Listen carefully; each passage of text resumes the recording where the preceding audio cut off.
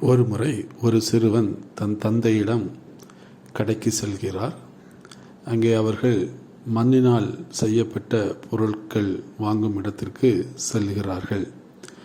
அங்கே ஒரு குயவன் மண்ணினால் சில பாத்திரங்களை வடிவமைத்து கொண்டிருந்தார்.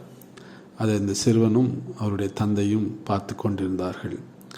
அப்பொழுது அந்த குயவன் ஒரு பாத்திரத்தை செய்ய முயல்கிறார். அது சரியாக வரவில்லை.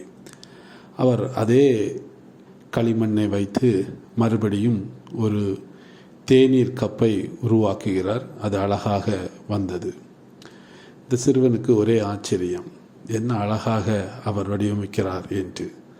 தன் தந்தையிடம் கேட்டார், அப்பா, ஏற்கனவே அவர் ஒன்றை செய்ய முயன்றால் அவரால் முடியவில்லை, அது சரியாக வரவில்லை. இப்பொழுது அதே மணலை வைத்து அவர் அழகான ஒரு தேநீர் கப்பை உருவாக்கி இருக்கிறாரே என்று கேட்டார். தந்தை பொன் சிரிப்போடு, ஆம், அழகாக இருக்கிறது. இதே போல்தான் நமது கடவுள் இயேசு கிறிஸ்துவும் நம்மை உருவாக்கி இருக்கிறார் என்று அவருக்கு சொன்னார்.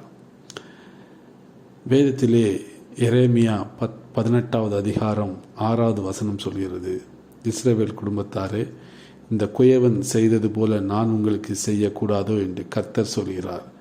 இதோ இஸ்ரவேல் வீட்டாரே, களிமண் குயவன் கையில் இருக்கிறது போல நீங்கள் என் கையில் இருக்கிறீர்கள் என்று ஆண்டவர் இன்னைக்கு மனிதனை பார்த்து கூறுகிறார். நாம் களிமண் போல் அவர் கரத்தில் இருக்கிறோம். அவர் விரும்பும் ஒரு பாத்திரமாக ஒவ்வொரு மனிதனையும் வடிவமைக்கிறார். ஒவ்வொரு மனிதனுக்கும் ஒரு சிறப்பு உண்டு. பானைக்கு ஒரு சிறப்பு உண்டு, தேநீர் பாத்திரத்துக்கு ஒரு சிறப்பு உண்டு, என் ஸ்பூனுக்கும் ஒரு சிறப்பு உண்டு. எல்லா மனிதனுக்கும், கடவுளால் உருவாக்கப்பட்ட ஒவ்வொரு மனிதனுக்கும் ஒரு சிறப்பு உண்டு. நாம் எதற்காக உருவாக்கப்பட்டிருக்கோமோ அந்த பணியை சிறப்பாக செய்து வெற்றியாக வாழ்வோம். கர்த்தர் தாமே இந்த வார்த்தைகளை ஆசீர்வதிப்பாராக. ஆமென்.